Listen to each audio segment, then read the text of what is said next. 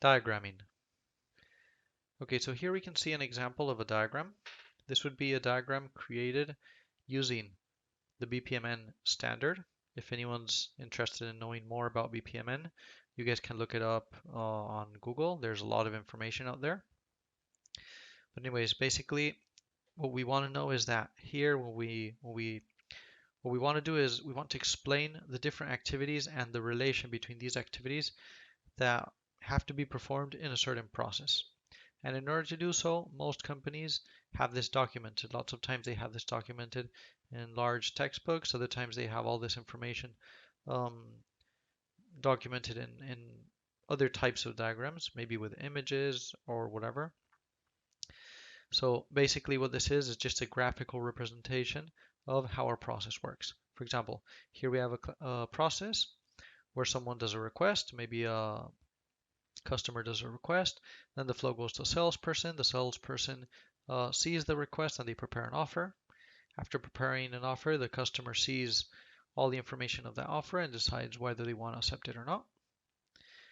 So if they don't accept it, as we can see here, there's going to be an automatic notification and then the process is going to end. But if they do accept it, the flow is going to go this way. So the salesperson can approve the delivery. After that, we're going to have the sales information updated in a CRM automatically. After that, maybe there's going to be a supervisor who's going to approve this delivery. Okay, so there might be still a possibility that the delivery isn't approved. It would go this way, but if it is approved, it would go this other way. So as we can see, this is a graphical representation of everything that's happening throughout the process. Obviously, this process has several other steps. For example, delivering the order or whatever the customer asked for, or preparing the material, maybe at the warehouse, and so on. So as it says here, the diagrams are easily legible and understandable in comparison to text because it can be difficult sometimes to describe in words all the steps of a complex process. In addition, textual explanations are very difficult to understand if they're not accompanied by a diagram. So we are going to create an explanation of each one of these objects. We mentioned this earlier in a previous video where we were explaining how to create a functional document explaining all the steps that a process has. But when it comes to explaining or to seeing what a process has to do, the diagram is going to be very handy. It's going to be very helpful. Those who diagram without a portal should use the international standard called BPMN, Business Process Modeling Notation, and this is going to ensure a better understanding of the diagrams because this standard is the most used worldwide.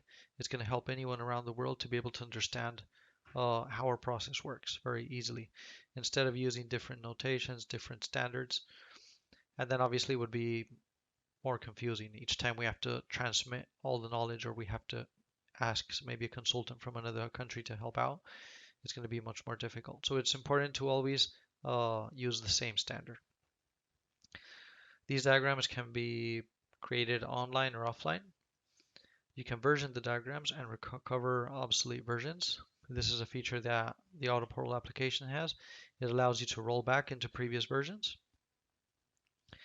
We can also create a descriptive document that can be generated for each one of these diagrams. So let's say I prepare my diagram and inside of each one of these objects, I input some text and I add some information.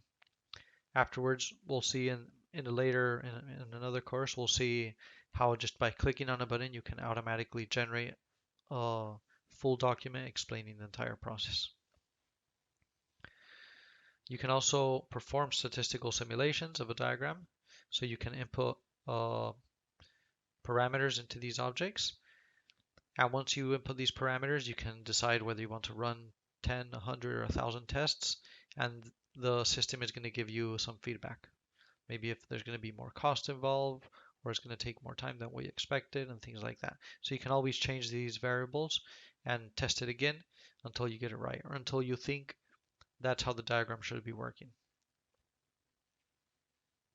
You can also export the diagram in different formats. Once a process is diagrammed and it's saved in AutoPortal, you're only going to need to set up the attributes to each object. So what we want to do once we've diagrammed this, we want to click on an object, and once we click on it, a window is going to pop up where we can input all the parameters to that object. For example, let's say it's a start message event. So it's this event here where we're going to start the process. We click on it, and a window pops up so we can design a form so someone can input data.